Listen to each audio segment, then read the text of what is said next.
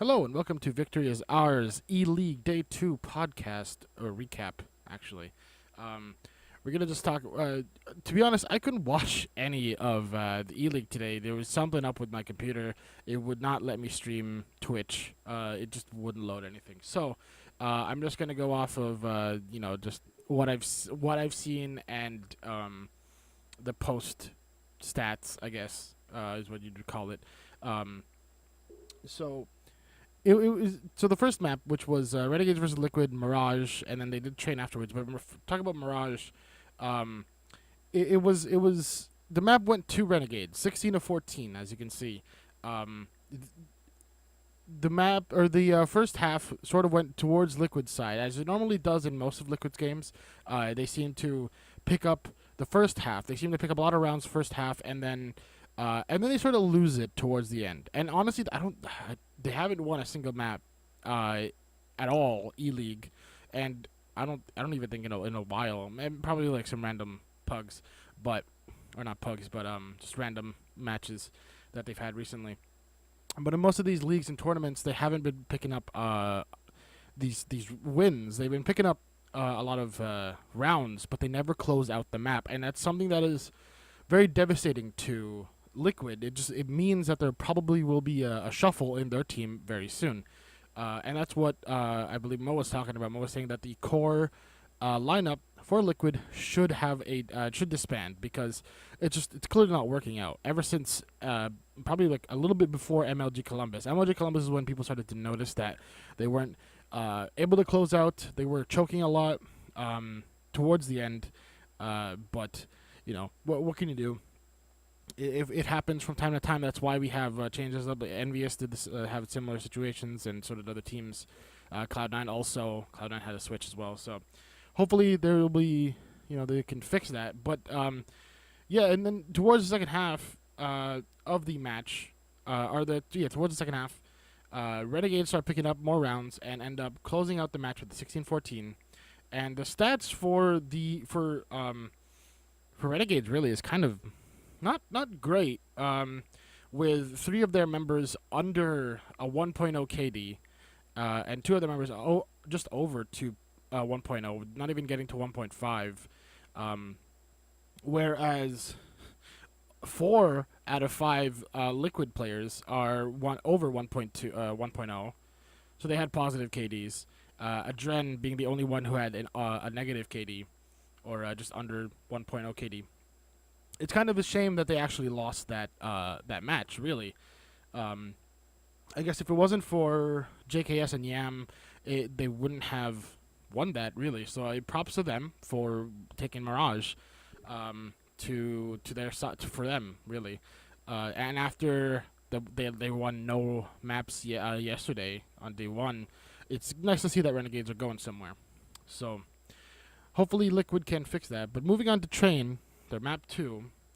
Again, it was actually no. This one was more of a Renegade sided map, but Liquid did pick up some maps towards the second half, and were not able to close it out. Actually, again as normal with the 16-10 win for Renegades, and the KDR being strong with Renegades this time. Actually, yeah, pretty much everybody. Well, ELeague had a 1.0 KD, and the rest had, and the Dren had a 1.3 KD. The rest had under, and all of Renegades. Actually, no, 3 out of 5 of Renegades had over 1.0. So that shows the inconsistencies that these teams have. And honestly, in fact, I'd say Liquid has more of a consistency of doing bad as of late. Just not able to close it out. It's more of an in-game, on-the-fly inconsistency rather than game per game. Renegades have more of that map-on-map inconsistency that you see. Like as you saw with the day one, they were really, they went into overtime versus Luminosity, but they ended up getting 16-0'd in the second map. Just like not even like 5 minutes later or whatever it was. Like it's a weird inconsistency, but Liquid have more of a on the fly, much more consistent, or not consistent, but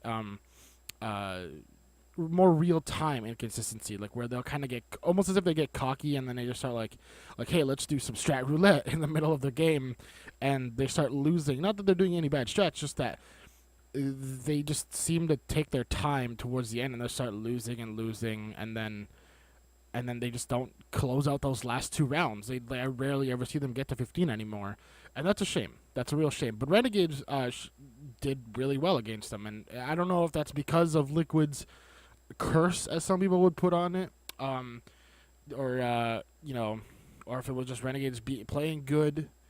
Maybe if Renegades, I don't know. Who knows? It's very weird way to play, I guess, if you want to go with that. But that was Renegades versus Liquid of day 2. So we're gonna move on to LG versus Cloud9. My prediction yesterday, actually, going back to the thing, my prediction yesterday from yesterday's recap was that Liquid was actually gonna win against Renegades. I was completely wrong, both B and I. But it happens. My prediction was that LG was gonna take it, but that it would be at least a 16-10 for both maps, at least, for Cloud9, that they would have at least 10 rounds.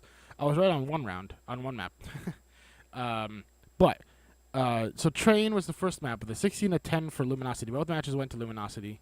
16-10 on Train, which was a fairly landslide of a match, honestly, with how it went down, to be honest.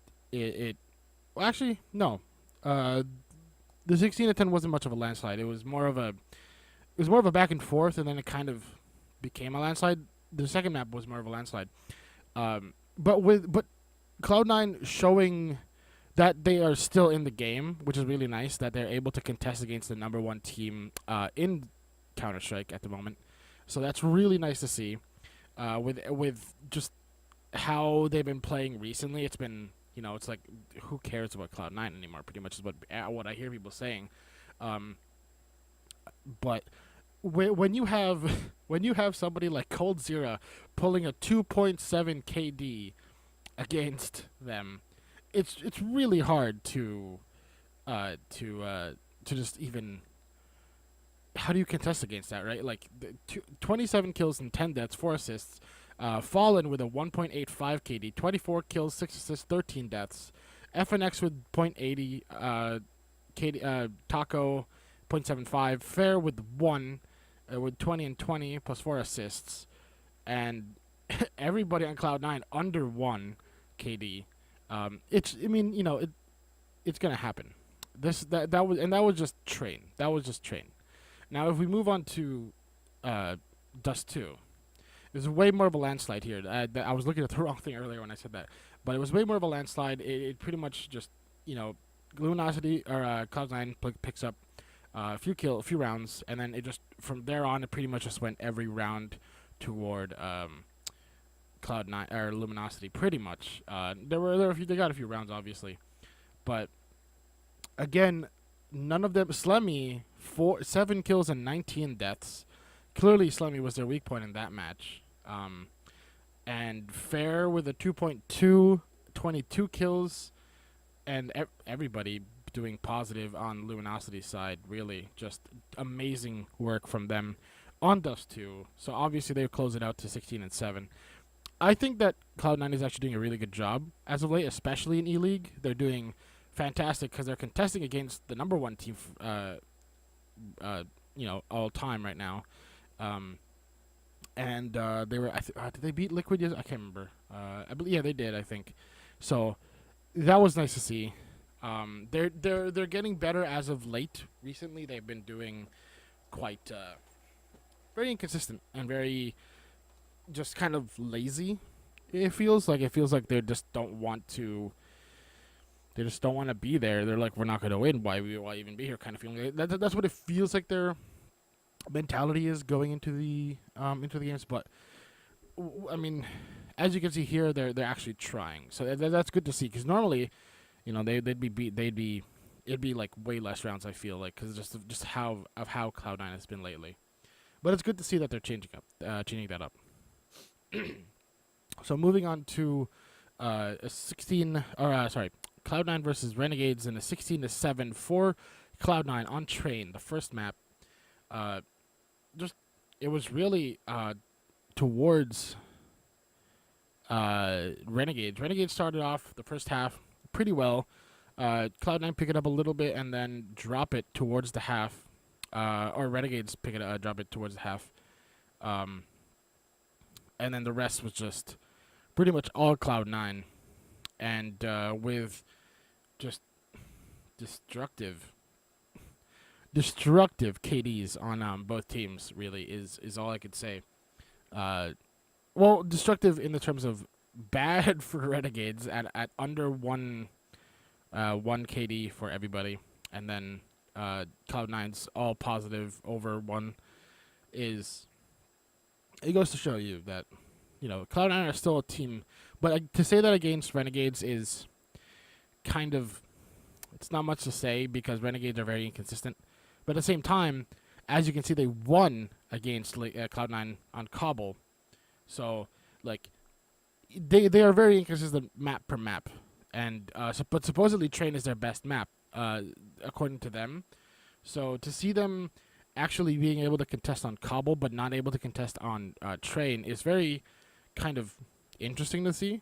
But that's something they got to work on. I don't know if their best map is a map that everybody's destroying them on, pretty much almost everybody, then clearly you need to work on other maps and just overall your core, your core gameplay and how your strategies and everything. But they were popping up some really good strategies on Cobble, which helped them win some really nice smoke strats and site takes as well. So they were able to do some really good work on Cobble to get them that win. They actually, I feel like they deserve that win rather than Cloud9 just letting them have it almost.